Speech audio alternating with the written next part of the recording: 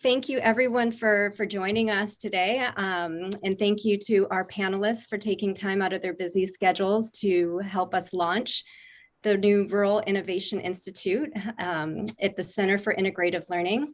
My name is Nicole Manopel, and I'm the Community Development Specialist with the CIL, and I'll be your host and moderator for today's panel discussion on building rural innovation ecosystems.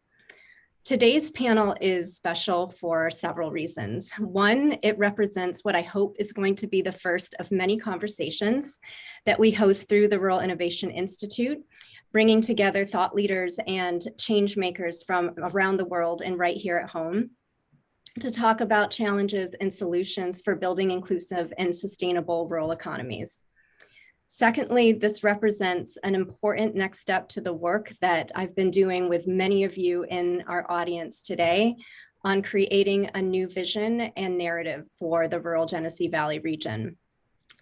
So many of the challenges that we're facing in Western New York derive from the challenges of resiliency and adaptation to forces both local and global.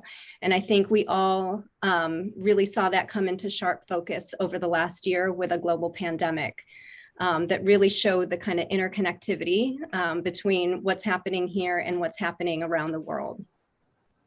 To address these challenges is going to require new ways of thinking and doing. It requires entrepreneurial thinking and creativity, system-savvy leadership that is committed to a rural region over the long term. And finally, and most importantly, I think it really requires a hub, a space to bring everyone together, to bring creativity and problem solvers together, to really give them the tools and space to reimagine what is possible in rural America for today. Not just for our region, but hopefully for places around the world.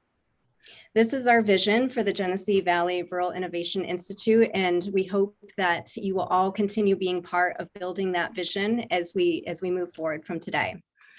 I'd like to do a quick shout out to thank the Northern Border Regional Commission and USDA Rural Development for believing in this work and funding us. I'd also like to acknowledge the Center for Integrative Learning's Director, Lytton Smith. Say hi, wave your hand, for creating the space and the opportunity for a project like this to take root at SUNY Geneseo. Is the college's incubator for curricular innovation and collision space for students, faculty, staff, and the broader community to collaborate. I can think of no better home than the CIL for this venture. Before I dive into our main event, just a few housekeeping notes. We'll be starting out with a moderated discussion followed by an opportunity for Q&A. Please use the chat at the bottom of your screen to type in any questions as we go along. Lytton is going to be monitoring the chat and we'll collate all of those at the end for Q&A. Remember that we are video recording this and this is going to be made public after the event. And finally, to preserve and optimize the bandwidth for our broadband services here, maybe turn off your videos during the actual presentation. We can put those back on during the Q&A. All right, so without further ado, I would love to introduce our panelists and guest speakers today. So first off, joining us is Matt Dunne, the founder and executive director of the Center on Rural Innovation, CORI. CORI is a national nonprofit action tank committed to creating economic opportunities in rural America through the development of inclusive digital economy ecosystems that support entrepreneurship and job creation. Matt served 11 years in the Vermont House and Senate, enacting the state's first broadband grants, brownfields revitalization funding, and downtown redevelopment program. He helped grow a Vermont-based software company to over 100 people and was associate director of the Rockefeller Center on Public Policy at Dartmouth College.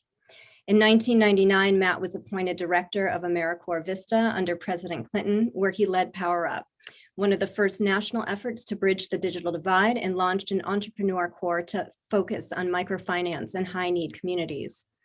In 2007, he started Google's Community Affairs Division out of a former bread factory in White River Junction, Vermont, where he led all local US philanthropy and engagement, including the Google fiber optic rollout and orchestrating educational and development initiatives in Google's data center communities across rural America. But perhaps one of the most remarkable things about Matt is that he has done all of this work while continuing to live and raise his family on the 100-acre farm where he was raised. So welcome, Matt. Thank you for joining us. Next up, we have Benya Krauss, co-founder of Lead for America and executive director for Lead for Minnesota. Benya hails from Waseca, Minnesota, and Bangkok, Thailand. Searching for a pathway back to serve in her rural hometown after graduating from Tufts University in 2018, she realized that little infrastructure and cultural narrative existed to bring young talent back to small towns, rural and economically distressed urban communities, particularly to engage in public service. She went on to co-found Lead for America, a national nonprofit that supports young talent in returning to their hometowns through 2-year paid fellowships with the mission of catalyzing community renewal and strengthening our public institutions. Supported by the Bush and McKnight Foundations and Serve Minnesota, Benya has returned home to launch Lead for Minnesota, the next state affiliate headquartered in her hometown, Waseca, where she supports homecomers across 40 rural communities in Minnesota and over 200 nationwide. Finally, we have Ian Coyle, Livingston County Administrator.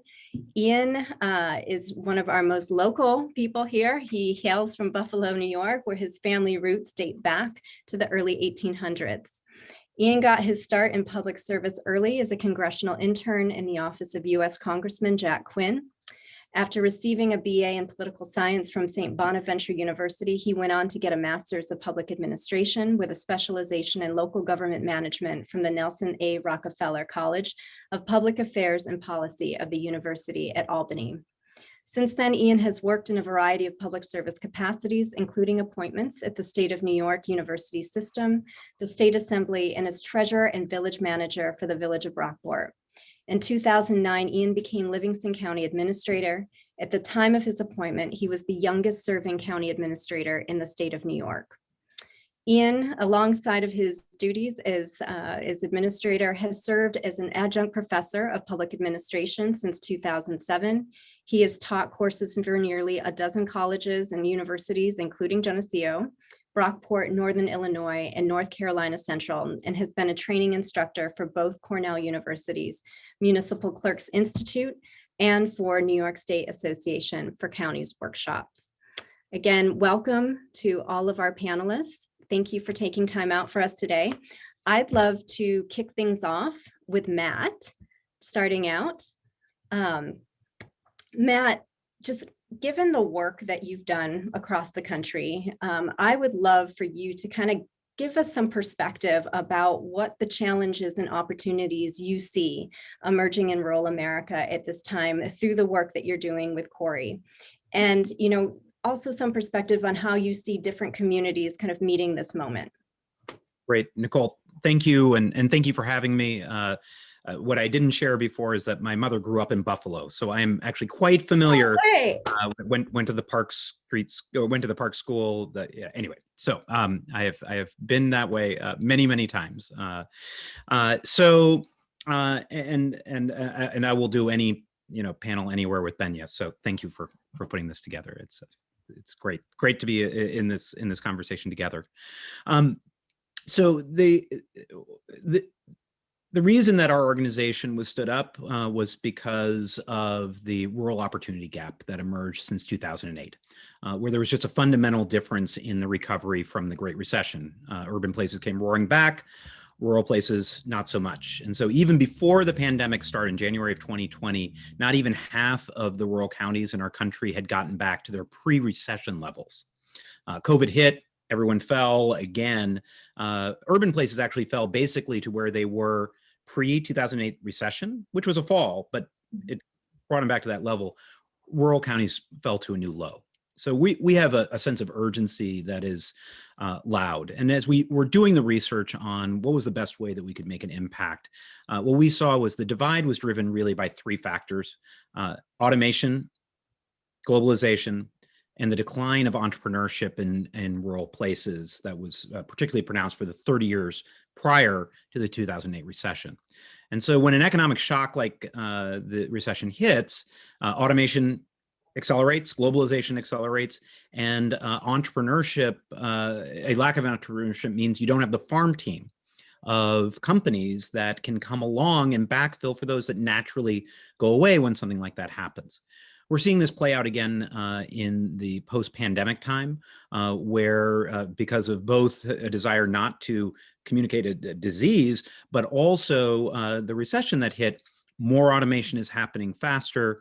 Globalization is starting to take off again, and places that have entrepreneurial ecosystems are actually starting to see some recovery as people are pivoting, doing different things.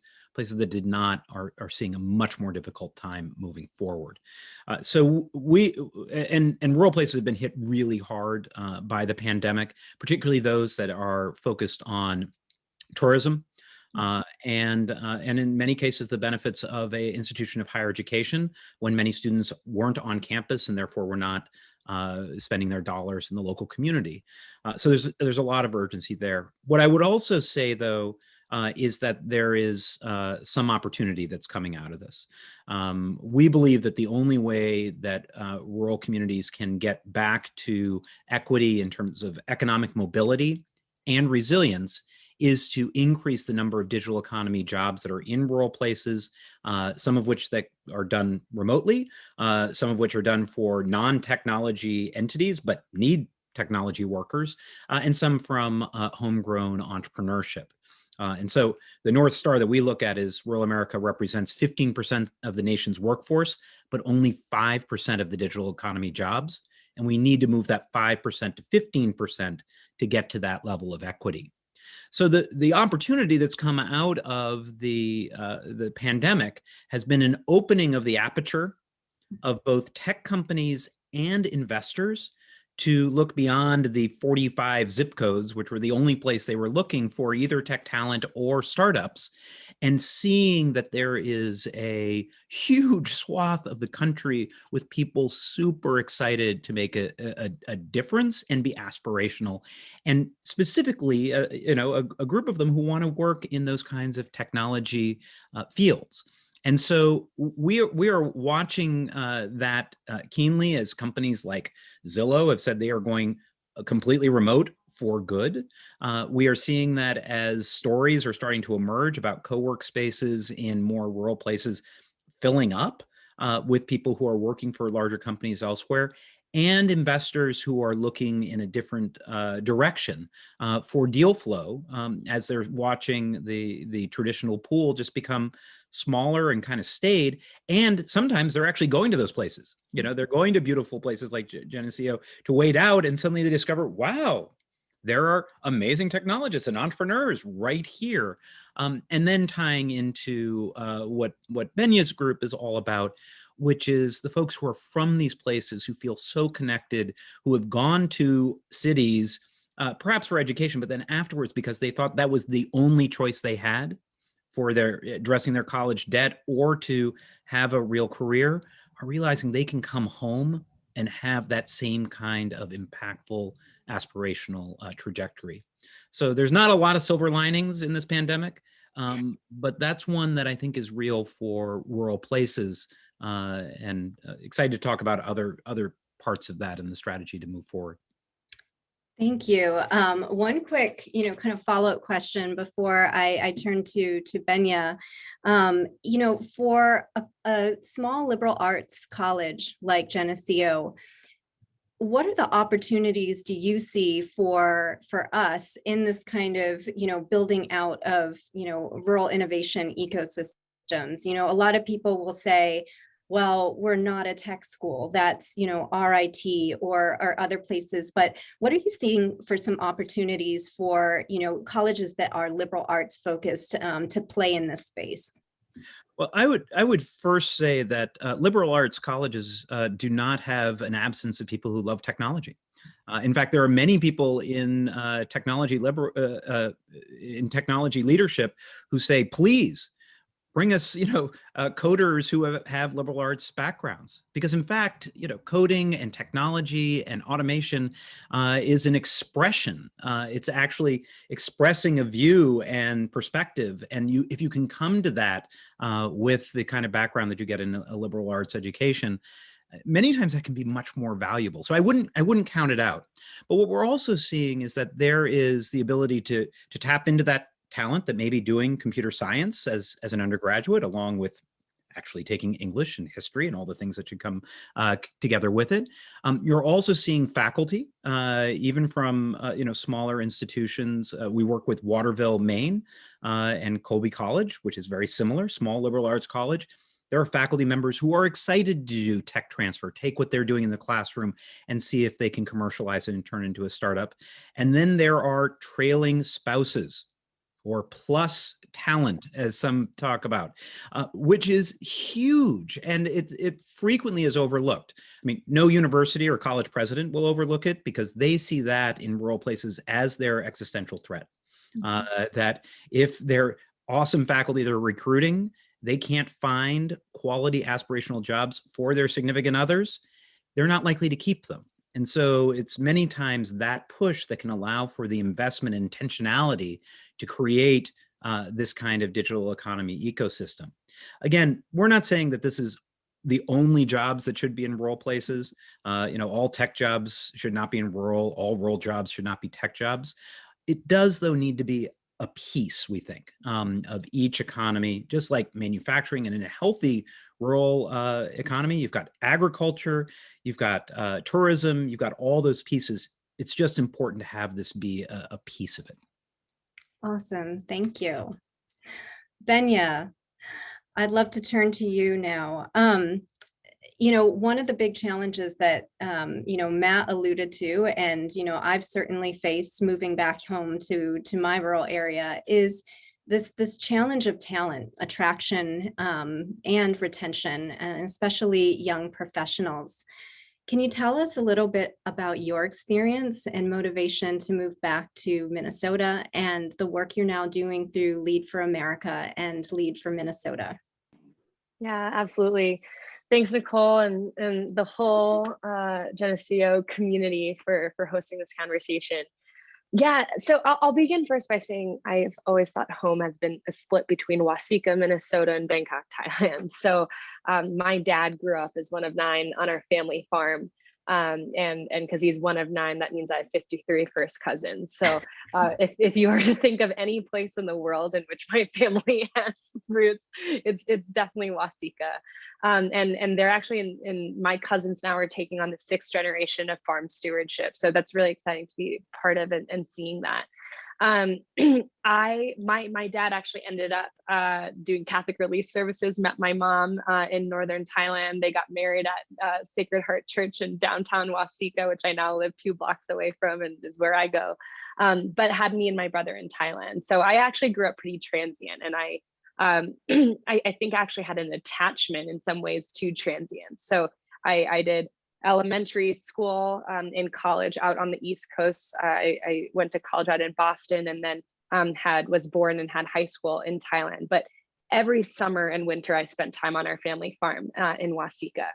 And just a little bit about Waseca to kind of contextualize and answer your question, what has that experience coming back been like? We are a community of about 10,000 people in southern Minnesota. We at one time actually had the highest per capita and engineers in the entire country. And that is because we were home to Brown Printing and E.F. Johnson. So Brown Printing really in the print industry, E.F. Johnson big on the radio. And so a lot of our engineers came from the audio engineers. We were also home to a U of M campus, University of Minnesota campus. But around the 90s, both E.F. Johnson and Brown Printing, as those industries changed, also led to a steep decline and ultimate closure of those facilities and the jobs that came with it. And then also our U of M campus closed and has actually, now been turned into a federal penitentiary. And so we've had these big losses from our community. And I think it's important to think about, that's the material loss. What is the psychological loss that also comes with that? And what does that mean really tangibly and personally, right? Like when I was on the farm growing up, my cousins would always say, oh, you're so lucky that you live abroad and you live in these big cities. We can't wait to get out too. And then what does that then send a message to me of that this is a place where people want to leave? And I kind of really carried that narrative with me of, while I loved Waseca, had these amazing nostalgic memories, it was always something of, of a childhood community rather than necessarily the place that I was aiming to want to come back and return to. And I carried that with me really until, the summer going into my junior year of college. Actually, a challenging family situation brought me back home, or back to Waseca. And I now was a little bit older. I had been studying community development, international relations work. So I was thinking a lot about, what are those core material things needed for a successful, vibrant community. But that summer, there were just so many pockets of people who had known my family and had really no reason to care about me. But for one instance, I used to collect stamps growing up, and me and my cousin would wait by the would wait by the mailbox every day for our mail lady Julie to come, and we'd take whatever letters that are that had the coolest stamps, and we'd collect those. Now, it had been quite a few years since I had gone back, but that summer when I had returned, Julie, all the years that I hadn't come back, she was saving all the stamps that from the letters that she couldn't find a mailbox for, and she came to our farmhouse and gave this entire stack of stamps that she had been saving that entire time. So I point to those moments, and I've had so many of those now coming back, of just instances when neighbors care about one another for no other reason than that we share this place together. And then when you combine that too, that we had a Vision 2030 process happening at the same time, and there are these 5 pillars of very strategic, bold visions of where we needed to go. But first and foremost was, we can't figure out a way to leverage regional higher ed development if we also don't have the people in leadership that are willing to go and make those connections, make sure that when you have those steering committee meetings, that there's actual follow-up, that there's somebody really pushing that capacity through. So in other words, we need volunteers. We need to make sure our Rotary clubs, our Lions clubs, our civic organizations are stacked and have people who care enough that they're willing to go outside of their work hours and be strategically thinking about, what does this community need? So in other words, in order for all 5 of our pillars of Vision 2030 to be complete, we need those local champions, and we need to make sure that it is continuing into the next generation of civic leadership. And so all that to say, that really lit a fuse in me. I came back my senior year of college. At that point, I had also had a little local government internship in Minnesota under my belt. So I had also had those pathways into exposure into the role that public institutions could play for places like Waseca. But then ultimately came back fall semester senior year and realized that there were 0 pathways, both really into public service, right? It is one of the strangest models where you can actually have an economic model where people are paying to be unpaid to do public service work. And then also on the adjacent side there, 0 narrative of success around going to places that weren't just Boston, New York, or DC. Meanwhile, I think the corporate sector has found a really compelling way of doing, these pipeline programs, case competitions during college, where that lead you into consulting firms. I saw my peers that had a lot of similar demographics as me, the things that we were involved in. And it seemed like almost a natural extension that if you succeeded in college, you were going to the handful of firms in a handful of cities. And so I too was actually scooped into a corporate law firm, 2-year paid fellowship, and kind of month into it, I realized that, I was being brought into a 2-year pipeline, but really it was about 7-10 years of a pipeline that actually never ended up leading me back to Minnesota. And so really at that time, I was blessed to come across our 3 other co-founders from Kansas, Oklahoma, Boone County, North Carolina, all of us seeing the same trends on our college campuses, and realized that 2/3, right, of college educated millennials live in just 50 cities alone. And, Matt talks a lot about what does that look like in terms of the economic disparity there. But I think also, what does that mean for how we can even govern together and move together as a nation when our understandings of where success is and who is successful is so tied geographically. And I think that also translates into which parts of our country are worthy of investing into. And I think there is a subconscious and sometimes very explicit narrative that the only places worth investing and saving are places that are along the coast. And I think that really forgets a lot of the people who are entrepreneurial in rural places, that care deeply and have I think what I have learned in coming back is that there is this commitment of place and to a people bigger than ourselves that I think really is the spirit that saves and sustains our democracy as a country. And I've actually found a lot of that spirit in my rural place. And so coming back home, we built out a model that was able to get ourselves to come back. We run a 2-year paid fellowship model that brings recent college grads back to places that they care about. And selfishly, yes, it was thinking of how can I get myself back? But in that process, we've also been thinking of how can we make sure that those pathways exist for any young person, and that we can celebrate as a nation this commitment to place as something that truly I think will save and sustain our democracy into the future. So I'm happy to talk more about all of those things. Ultimately, we are when we first started, we thought we were going to launch with 10 to 15 pilot fellows. Within just 3 months of a very low recruitment budget and full-time focus on recruitment, we ended up getting 1,800 registered applicants in just our first year with no name as an organization. So we blew that 10 to 15 pilot into 54 our first year, and now have 106 fellows across 26 states, and we'll be bringing on an inaugural cohort this year of 150 fellows with actually a specific track looking at broadband infrastructure as well. So happy to talk a bit more about what that whole process has looked like. But to answer your question, what has coming back home been like?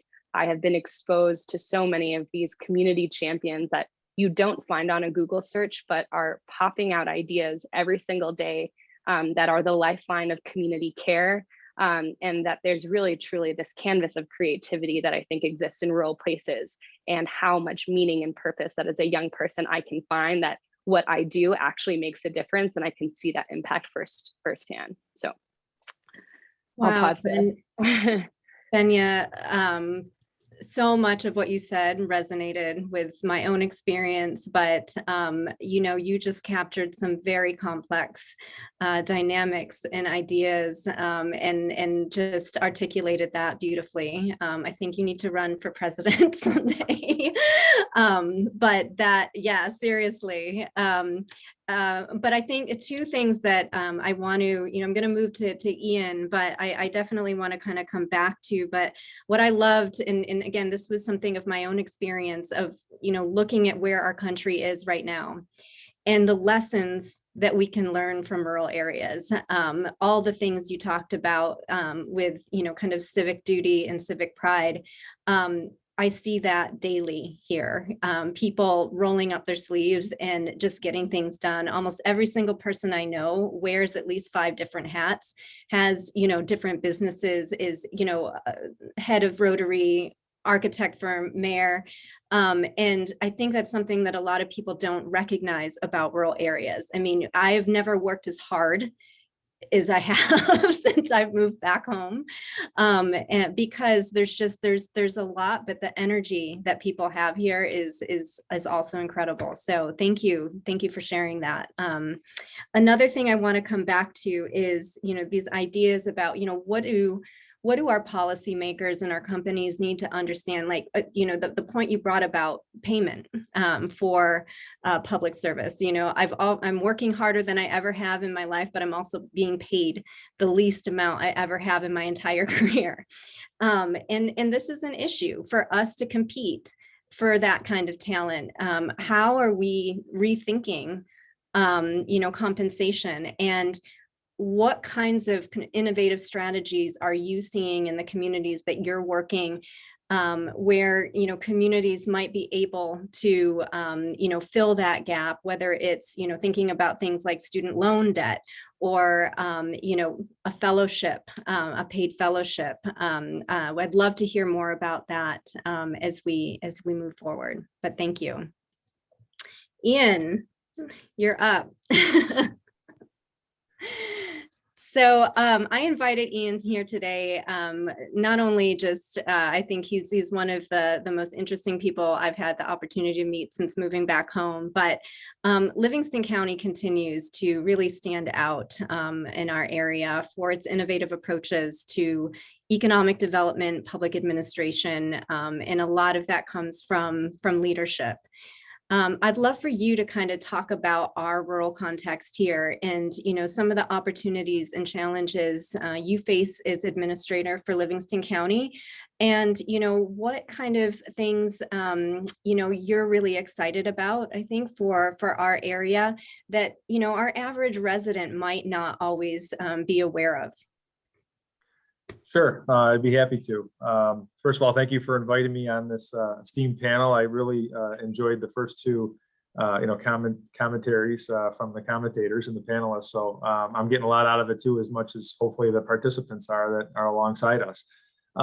Just to kind of put some context to where I'm coming from, my office in Genesee, county seat of Livingston County. About 65,000 people, Finger Lakes area, Genesee Valley area of Western New York, upstate New York, 17 towns, 9 villages, no cities. Agriculture kind of dominates the industrial landscape here. SUNY Geneseo is a main anchor right here in the county seat. We've got lots of other agribusiness industries that serve as major employers. Public sector, and we talked about public sector compensation. The public sector in Livingston County also is a major employer. For the county employs about 1,200 people. Of course, the college, and then the town and village scene. And we do have one prison. We had one prison closed fairly recently. So that's a whole other ball of wax as far as prison redevelopment, which we're focused on prison redevelopment, which we're focused on as well. So lots of things to kind of unpack in some of the first panelist comments, but one thing I thought I mentioned is sort of like the nitty gritty of the rural development challenges from a county in upstate New York, like Livingston County. The first was touched on briefly. I know, Matt's done a lot of work on this, and that is, the broadband, the digital divide, whatever you want to call it, where we sit, and certainly that got highlighted, exacerbated, commented on further in this pandemic. And the response to that, and the schools going remote and businesses going remote, and people not having to commute anymore and working at home, and then calling us, and we're kind of sadly adding them to the list of known addresses where we've got issues that we're already kind of targeting and highlighting as what can we as a county government do? So I'll start there. The question we asked ourselves, and I work for the Board of Supervisors, so 17 town supervisors make up the county legislature here. One of our strategic planning items, actually the main focus action item, is doing something about broadband. So we kind of debated what's our role to play in that regard. So we thought it kind of more fit into a public-private partnership. Could we provide seed capital? Can we provide technical assistance, administrative assistance, matches to grants, public-private partnership funding opportunity, things like that we can seek out? And so we ended up doing that. We're actually this week, or by the end of April, we're going to hear on about a $15 million grant that would provide fiber to the home, high-speed internet to about 4,000 address points in this county, which is awesome. It's a USDA Rural Development Reconnect grant. But that's really just the kind of the start of our efforts. That's kind of 1.0, and we want to eventually be probably the only kind of rural upstate county that would be able to say that every single address point has that. Even the most rural of our rural outreaches and mobile home in the middle of a hill somewhere, and the underbelly of some town in this county, we want to make sure that they have that availability. And because that is where you start to kind of bridge the gap. And I'll use that bridge analogy once more. It's kind of that. There's a book written, I forget the author, but he talked about something called the perception bridge. You got to cross it, right? And what we have here is comments like, Livingston County is insert in whatever that is, so therefore they're not creative, they're not innovative, they're not whatever. So we try to change that perception basically every single day. Who we hire, what we want them to do, who we partner with, what those partnerships look like. And this was just an example of kind of a rural development innovation as best we could. So in our confines of, we didn't want to be the lead and run the whole thing. So we didn't want to get involved in kind of customer service, owning our own utility. With the confines of the dollars, how much would we be able to supply with it? The confines of who's our partner on this deal. So all those things hopefully are going to come to fruition here soon. But that's certainly, and broadband remains our main challenge, but people often times forget about the other utility challenge. And if we want to go cite a major industrial development project, Amazon, the big picture, big sticker thing to think about is some mega operation wants to come in 300-400 jobs, hundreds of millions of dollars investment, and kind of set up a shop that's maybe a manufacturing or an agribusiness or a call center that has any sort of demand on the grid or demand on the gas or gas or electricity, let alone broadband. We do have those challenges as well. We have an inability sometimes to meet the gas supply because of where we sit and where things run, even the electric. So there's lots of discussion around that when we talk about economic development on the rural side. And then frankly, you've got the, I guess it's an age-old issue now, but you've got the whole brain drain, older population, people not wanting to come back, and that's why I love Benya's outfit and the association there, because I think that's exactly what we talk about all the time. We talk about enrollment trends at the K-12 level. We talk about when people graduate. I mean, I've got a 16-year-old. He's talking about college. Many of his friends are talking about moving on. Right? It's never about moving on, getting your degree, kind of getting the footing and coming back. There's not a lot of that discussion going on. And we want to, change the dynamic. The dynamic didn't get like this. The situation didn't get like this overnight.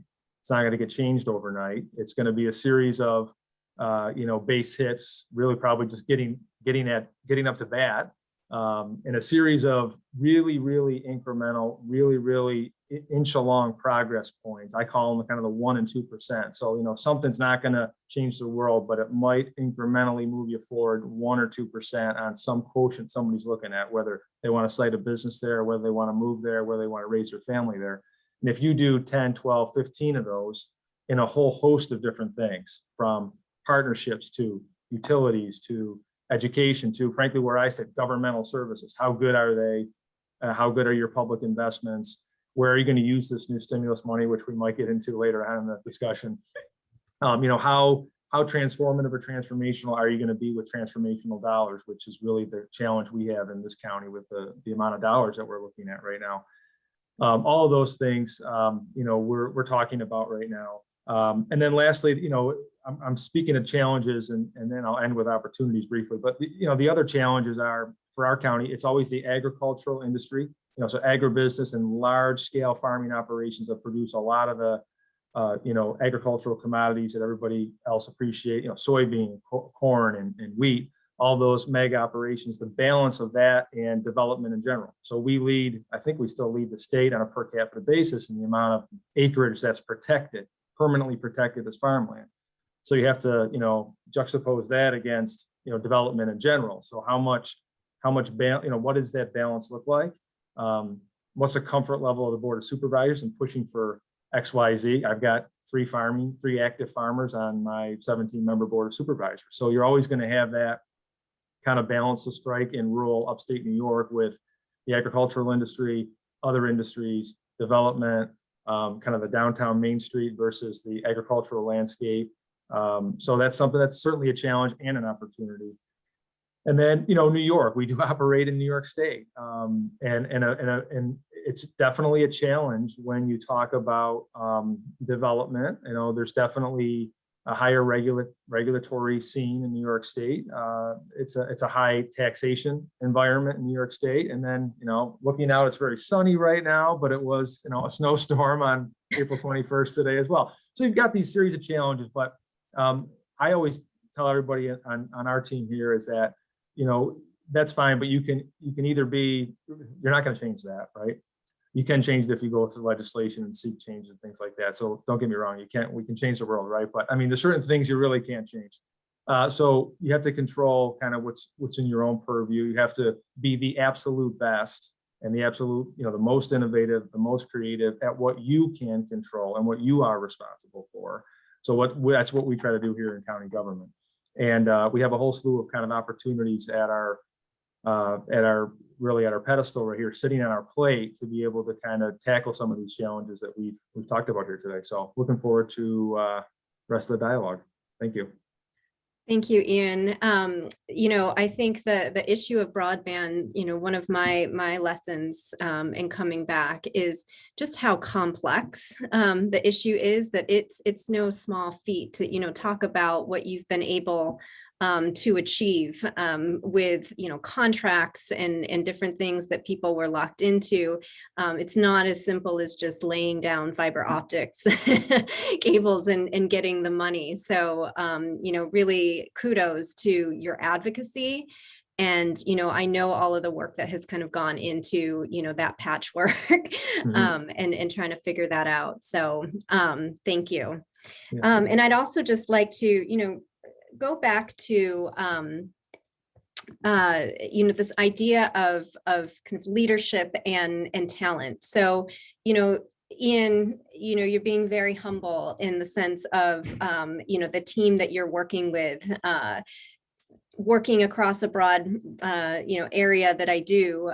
It's very just the culture, I would say, that you have established and you've cultivated within the county is very different. And, I think, going to what Benya is working on with Lead for America, what are some of the strategies that you have put into place for, being able to attract the talent that you're doing right now as administrator? Aside from the ability to work with me on a daily basis, which is not much of a salesmanship, no.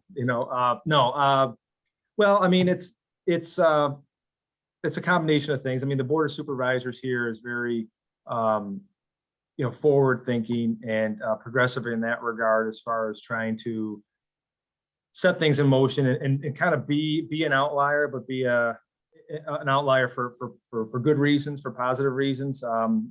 I'm big on financial pictures. I mean, it was mentioned in the chat, there's a lot of money coming into the county for infrastructure, for broadband, for, again, transformational type projects. And we're already sitting in a good financial position. So kind of that institutional, that cultural kind of belief system that we have here, and telling everybody, look, it's a company, you're not going to worry about, I mean, yes, we have cuts and things like that, but you're not going to worry about things like that necessarily, because we're in a strong financial footing. So I think that is an attractive element to somebody that's a prospective candidate here, that we are on solid financial footing, that we're not in the papers all the time, fighting all the time. I mean, that's all kind of cultural stuff, organizational stuff. There's politics, but more so kind of the small piece stuff. I work for a predominantly Republican Board of Supervisors, but, we're not out here, big Republican talking point, platform type stuff at our legislative board meetings. It's really focused, kind of internal, really, on the geographic borders of Livingston County, what's best for the county.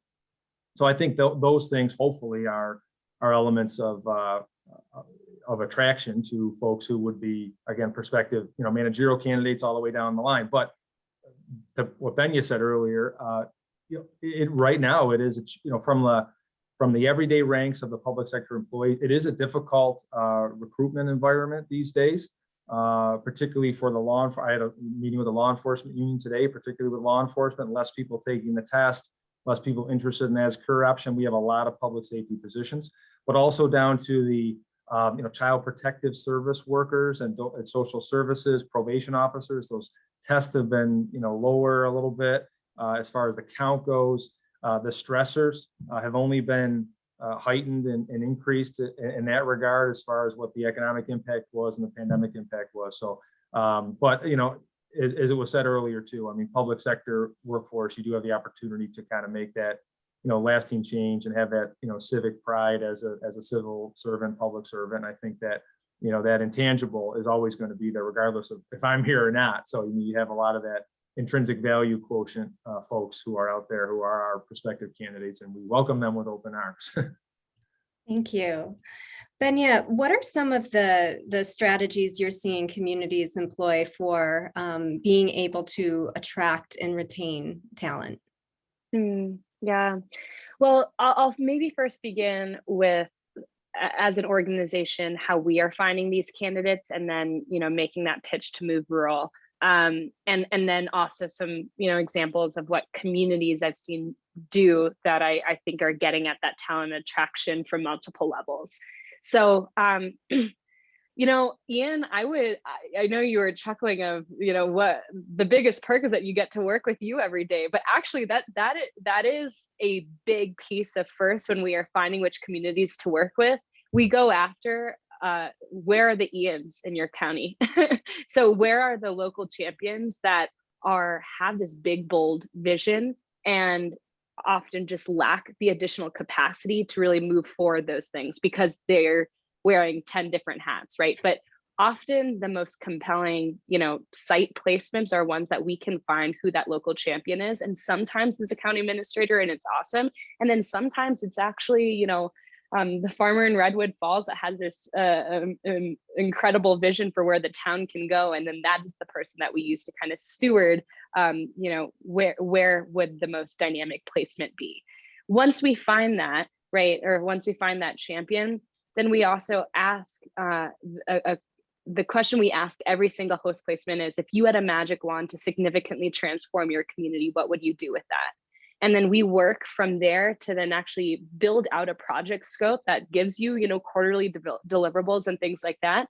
And you might be within a city hall or a county department, but instead of leading with, you could work in city hall, we actually lead with, this is the challenge that you could be solving. And what is at stake for this community if you, with your talents and, with your computer science background that could help us think about, your computer science background combined with your rural organizing, we see that because we stalk you.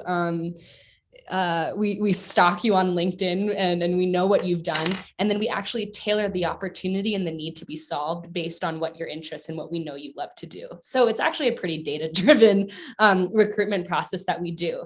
Then the next step there is then selling the vibe and of the place. And this is where I think communities, beyond just the work that we do, if they can also already be building that infrastructure of helping us pitch the vibe of the place. So, someone in the chat said, do I know Aaron from Tulsa Remote? Yes, I do. And I am such a fan of his. And if you go on Tulsa Remote, .com right now, or maybe it's .org, but Tulsa Remote, they've done this whole campaign to attract remote workers to Tulsa. And if you just look at the website, what is so amazing, yes, there's a financial relocation incentive, but $10,000 a year is not going to be the thing that pushes somebody to go to Tulsa. Really what it is that as you go through the website, it actually says, here's where you will live. And it's these cool apartment lofts that are in downtown housing. So you are like right in the heart of your downtown. And it's a little bit of a personal bias because I live right on top of our main street as well, on top of a Trio Wine Cafe, which is so fun. But then it goes on further to say, like, here's who your group of friends will be. And this is also where I think a diversity piece is so important. How welcoming is your community, right? Are you embracing, your new ethnic minorities moving in, your new immigrants that are starting businesses and lifting up, their new restaurants that they're creating, the new business opportunities they're creating, the different types of subcultures that are popping up, right? Can you actually embrace that as an amazing asset for your region? And because our generation is the most racially, ethnically diverse generation in our country's history. And people are moving, to cities often because they know that they have that ability to embrace so many different cultures, right? And I do think that can and does exist in rural communities, but we are letting other headlines tell the story about us. And so a lot of the work that we do is actually trying to say, here is, it might not be perfect yet, but here are a few groups in this place that are really moving this forward. Here is, Pablo and Lucy who own the taqueria downtown, and we're about to do how to learn how to bachata night. And we will, if Waseca can throw this event off, we will be the only community that I've heard of outside of the Twin Cities in our area that is so in like an hour and a half radius that is holding, bachata dance club nights, right? And you can find that in Waseca.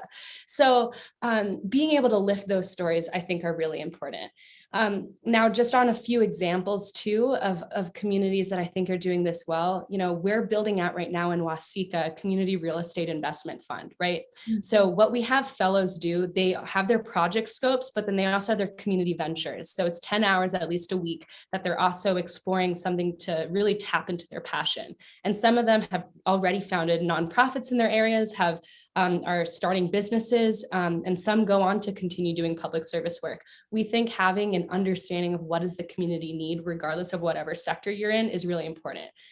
Tying it back to the community real estate investment fund, right? We're finding that there's so many opportunities in our small town for somebody to rehab a building and put in, a local grocery store, to put in a brew hub, to, taking Corey's model, the innovation hub, right? To do that.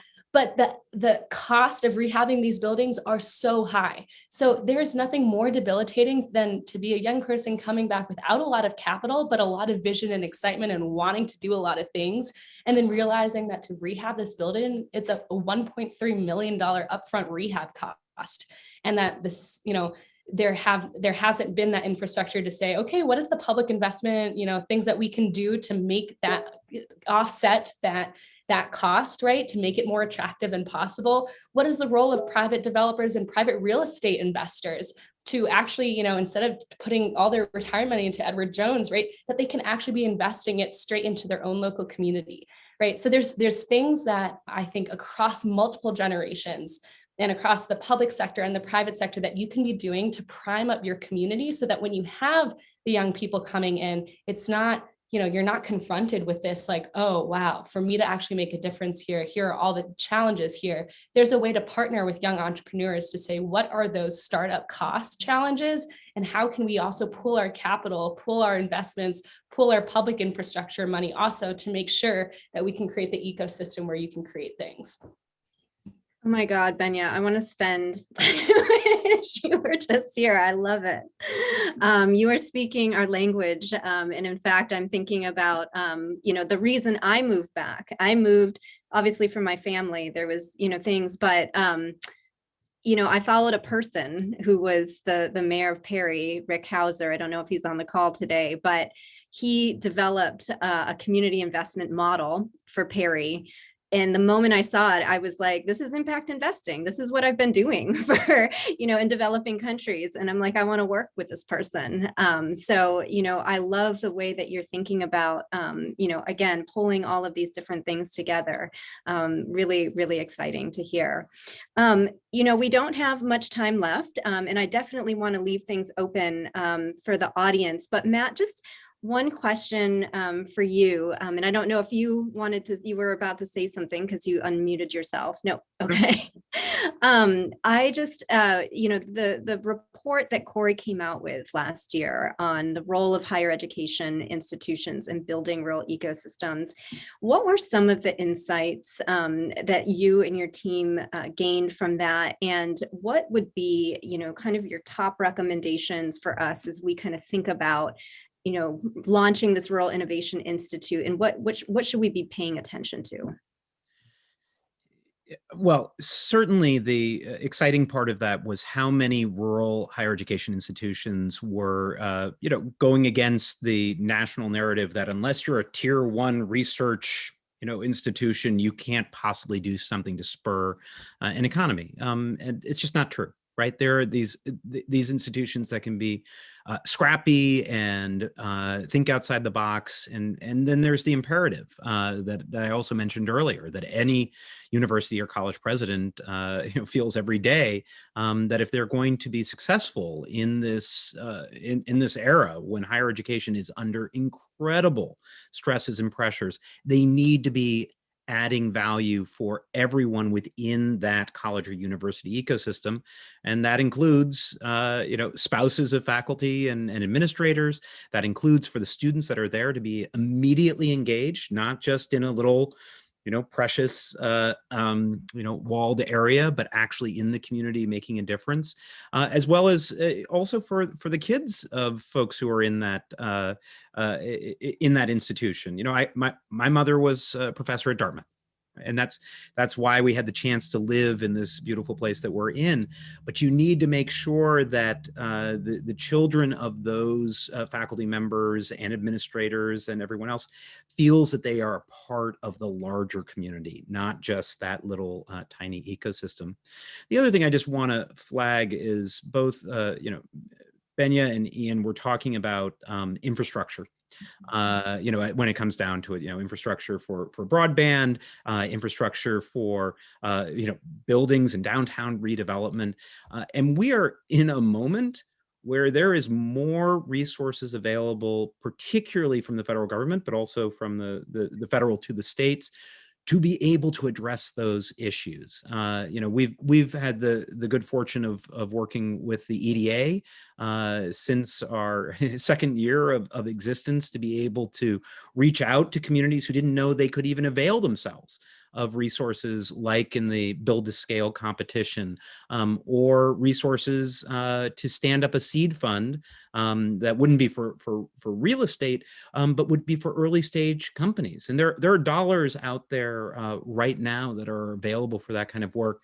And then all of the infrastructure resources, some of which can be in the form of planning grants, and some can be to address the water and sewer and sidewalks and everything else to make the real estate redevelopment that Benya's group is envisioning actually happen, and have the public infrastructure around the private infrastructure and really leverage it. And so anyway, there is a moment right now where those kinds of resources are available specifically for rural America. And we just need to be in a position to receive it, open our aperture to what is possible, I think this is what Benya was saying in many ways, not think in a world of constraints, but in the world of opportunities, which are right there in a way that I don't think any of us could even have imagined 2 years ago. Awesome, thank you. Yeah, I couldn't agree more with, the kind of mindset shift. I think that sometimes that is one of the biggest barriers that we have in rural areas to change to opportunity, is the sense that, we tried that, we can't do that, that's never going to work. And, this is definitely something we want to be able to influence with the Rural Innovation Institute. So we do have some questions here in the chat. I'm just making sure. Okay, so the first one is from Rebecca Rao. At the county level, is there any thought given to resident recruitment and retention over business, especially industrial recruitment and retention, thinking in terms of the economics of place attachment? So maybe that, you're muted, Ian, sorry. You would think after a year and a half of this. Yeah. So what I said was, when I was on mute, great question. A couple things that come to mind. I mean, I don't think Rebecca means this, but some stuff makes the headlines. In fact, just this week, West Virginia as a state, I think, said, we'll offer $10,000 to come live here, plus a pass to all our recreational assets valued at $2,500. And of course, there was a couple states that did that, a couple localities that did that. Tulsa was mentioned, maybe having a personal financial incentive. For us, it's again striking that balance. So we're not offering that, but I don't think the question was that, but I wanted to make sure I addressed that. We're not offering that, but I think more businesses and people, and more so a different balance than I think used to be the case, of both businesses and people, just relocation or location questioning in general, are focused on quality of life, attractiveness of the community, walkability, nice main streets, nice recreational assets, K-12, higher ed, some culture, proximity to other larger cultures in a 25, 30, 40-minute drive, transportation. Those are the things of reasons why people are, desirous of going to a community. So as far as kind of the focus on place and the residential attraction, I think that Livingston County, and I'm just speaking for our, at the county level here, we focus a lot on that. At the county level, I think we're the only county in New York that funds the way we do the downtown coordination program, the quality of life stuff that we do through the Development Corporation, the grant writing that we do. Any town and village wants a grant, they can write it for free with the county funding it. All of those things are focused with an emphasis on quality of life, attractiveness, kind of creating that sense of play. So in regards to that, yes, we do that. Also, it's, there's some incentives at the, not zoning incentives, but kind of real property incentives that are in place at the residential level to assist folks to, improve their homes and maybe have some, tax abatements. Those do exist in some of the village centers here in Livingston County. So I think there's a combination of things that are offered, but really it's about that sense of place, the partnerships that exist, creating that culture, that environment that lends itself to people thinking about moving there or businesses thinking about relocating there. And both of those are kind of matching up. And I don't think they really matched up that well before, but now I think they definitely are. Thank you. So one final question in the chat. Many young people, or maybe more, let's see, this one is from Ken Cooper. Many young people will accept a lower income in exchange for the opportunity to live in a desirable place, natural beauty, culture, a community where things are happening. How do the panelists envision economic development in relation to so-called third spaces as part of rural development? No, Matt, do you want to tackle this? Your model, I think, is kind of really speaks to this one. So, we believe at the end of the day, you actually need density in being able to create an ecosystem and a technology ecosystem and other kinds of things. And density in an urban place happens, just automatically. You can't help it, but it can happen in rural places. You just have to be intentional about it. And in order to do that, you need to be doing the kind of redevelopment that Benya was talking about, right? In our stunning downtowns, using those second and third floors that in many cases have gone, unused because of code issues and the costs and the other things just to make them accessible under modern standards, and to be able to create, loft apartments, co-work spaces that are just super powerful, particularly in rural, to create those places and spaces for virtuous collisions. Right, where people aren't working for the same company, but having a cup of coffee together and suddenly come up with a new idea as it goes. My favorite workspace is the bar I opened with my former partner. It's like the best place to do work. Yeah, no, we sometimes joke that the real core to rural economic development are the 3 Bs, which are broadband, blues, and beer. And if you've got those 3, the rest of it will come along. So, but it's actually true, right? You need to have that energy, that place where you want to go to be able to connect and get work done in a professional environment when you need to, but not have to have, an entire, tech campus or company, choose to relocate into your area. That's all great. And when that happens, huzzah, but you can do it in a smaller level and really be able to build a sense of community, synergy, and energy across the board. So anyway, that's how we tend to approach it. And we find that the communities that are doing that are a couple steps ahead, but there's lots of models for it now, and it can work economically and have lots of spin-off effect as well. Awesome, thank you.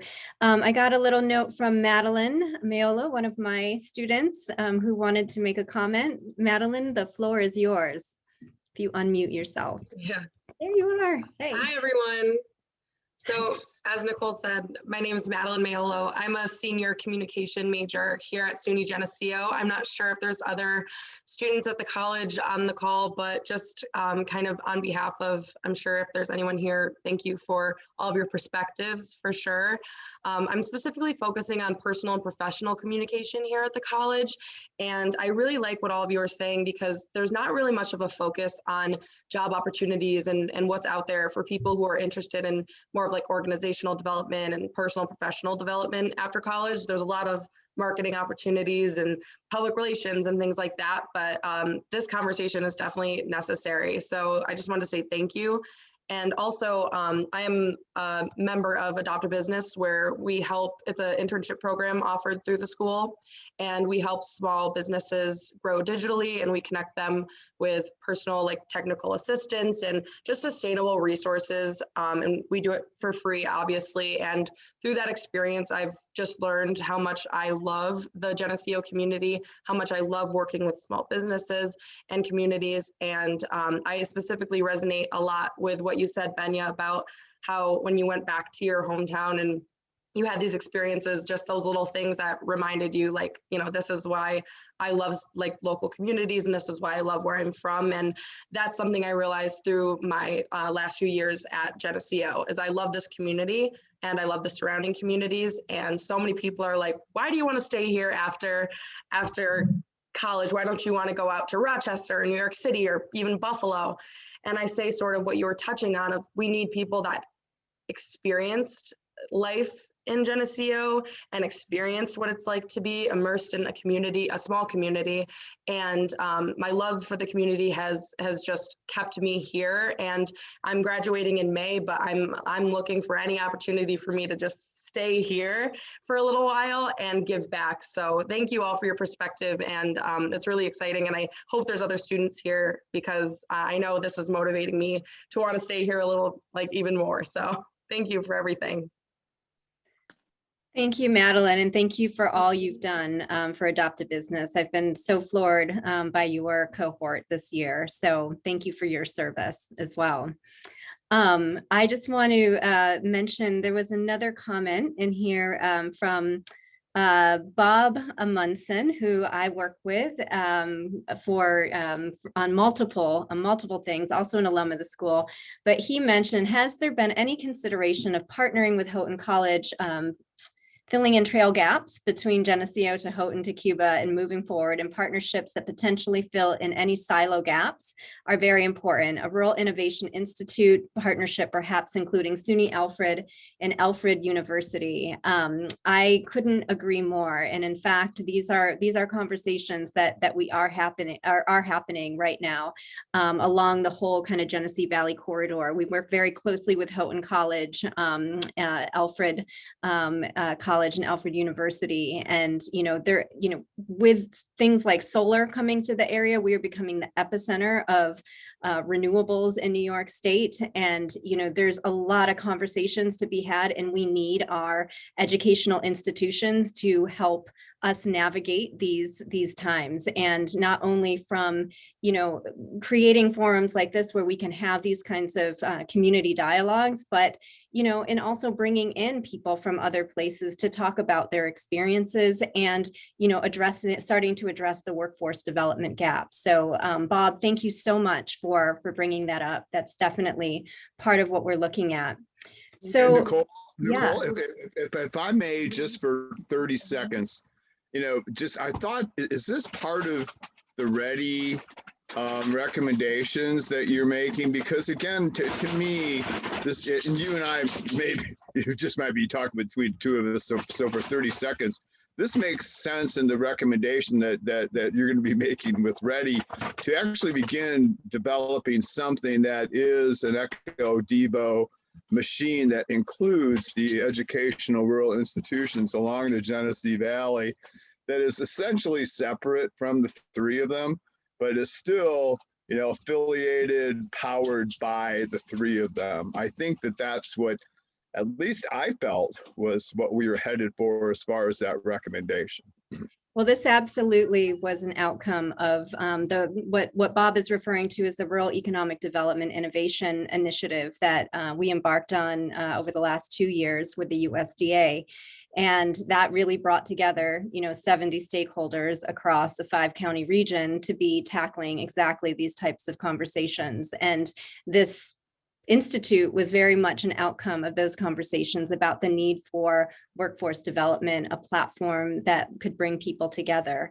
So with our last remaining minutes, I just want to give our panelists an opportunity just to, if there's any final remarks you want to make.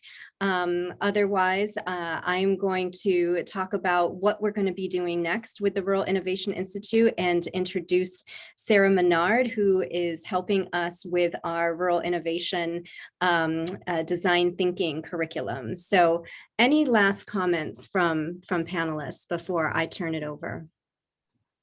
Go ahead, Ian. I just wanted to sort of echo something that Matt had said that we alluded to a couple different times here today, and that is I know many of these people on the call, and a lot of them are already kind of partners with us, and the Chamber of Commerce and nonprofits and SUNY folks and other folks. But this is kind of a once in a definitely a generation, if you want to call that a lifetime, whatever, opportunity as far as it relates to the funding. I mean, it really is. I mean, and this is the American Recovery and Investment, RRAA, that came out in 2009 post, recession. It's light years more than that. And this is also just the kind of the beginning. So you got the ARP with the flow to both towns, villages at the local level, but then also to Livingston County, also of course in New York State. Then you've got the infrastructure package being considered. Then you've got everything underneath the ARP, which was all these pre-existing, grant opportunities that got loaded with additional dollars from the federal government as far as investments go. So it just, I think for the partnerships that we have, that we've kind of been able to be successful with over the years, I think we need to kind of rely on those and kind of just work together collectively and collaboratively to how we can best use those dollars to be transformational. And because it is a generational kind of a question, we're getting serious dollars here, and what can we do to use them as a springboard for all these things that we're talking about? I think that's going to be our challenge and our opportunity. Thank you, Ian. And I hope we can all be part of that conversation. Sorry, and Matt, were you about to say something? Just wanted to say thank you and good luck. I mean, it's super exciting that you're doing this, that you have this kind of community participation. That's sometimes the hard part, is to get people fired up about doing the hard work and the vision. It sounds like you've got that going, and look forward to staying in touch to see what how it rolls out, and let us know if we can be of help. Thank you, Matt. And I'll just also end with expressing gratitude, especially to Madeline's comments too. It is great to hear your own, story of transformation in terms of, thinking of yourself in context to like being able to transform your place too. And I think, if I can end with you had asked Nicole of, how do we fund the fellowships and things like that. And I think just this triage here of higher ed, community and regional philanthropy, and then also the role of public institutions that, we expand through state affiliates. In our first year, we raised a little over $2 million, and all of it was local. We didn't take a dollar of federal money. All of our fellows were funded by host placements, saying that we, want to provide public dollars to this. Also regional and community philanthropy saying, yes, this is important. And then in our second year we were able to show that we had this local match, then also leverage federal AmeriCorps dollars. And so I would be mistaken if I don't also, bring that as a really incredible game changer too, of thinking of how do we actually redistribute human talent across our country, truly the lever of public service. And if folks haven't seen, there's been $1 billion invested into AmeriCorps programs under this administration. So there's a lot of capital also coming in there. Iowa State Service Commission had a really great report that they released of how do we make sure that national service is indeed national. So how do we make sure that those AmeriCorps dollars are also getting funneled into rural communities? And so if we can be a helpful partner in that, we're doing a lot with AmeriCorps, both at the state commission and at the federal level, love to help think through how we can navigate that and make sure that we can get public service dollars into rural places too. And then ultimately, that magic wand question, if you had a magic wand to significantly transform your community, it is shocking to me of how we do not ask that of our young people. And so we're surprised then when they graduate from high school and they don't want to come back, because we've just laid out this expectation that, that you can go through your community and saying, oh, there's nothing to do here, but never once are being asked, well, what could you build here? How could you fix that? If you had a magic wand, what would you do with it? And I heard that so much, Madeline, that you found, your opportunity to answer that question and what it is that you're going to do with that magic wand. So thanks for this conversation and for all the magic wand issues I know you all will be working on. Thanks for having me. Benya, thank you so much. Thank you to all of our panelists. I want to make one last plug before I let you all go, and thank you for staying on a couple minutes over. I'd like to introduce Sarah Menard, who will be helping us with designing our design thinking curriculum for rural innovation. And Sarah, please feel free to unmute yourself. Sarah comes with an incredible background, both international and domestic in higher education and working in social impact investing all over the world. And so we're really excited to have her expertise. Sarah, I will let you talk about what's coming up next for the Rural Innovation Institute.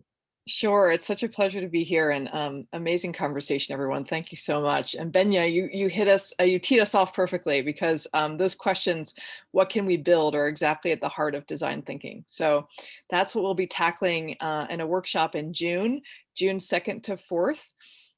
If you can join us, please do. It's going to be a very interactive, playful, creative design thinking fundamentals workshop. So we'll understand all the way from observation and empathy to ideation, prototyping, testing, thinking about questions of equity, of course, and reflection and understanding.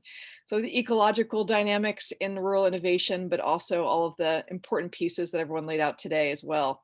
And then in August, we have sort of a teacher focused or faculty and staff focused certificate practicum, which is from the 18th to the 20th. And that's a little bit more intensive. And if you want to do that one, you'll have to do June as a prerequisite. But let us know. These are both going to be really hands-on and focused on some of the most important topics that were raised today, some of the big questions.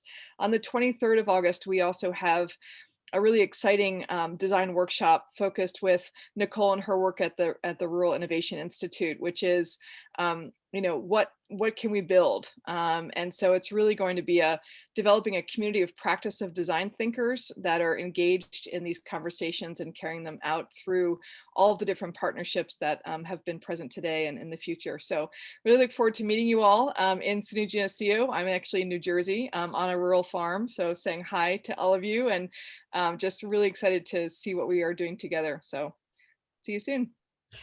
Sarah, thank you so much. And just to let everyone know, the link to that page with more information on those workshops is in the chat. We will be sending out a link for the recording. But again, I want to thank all of our speakers today for taking time out and just sharing their passion and experience. I couldn't imagine a better kickoff event today. So thank you very much.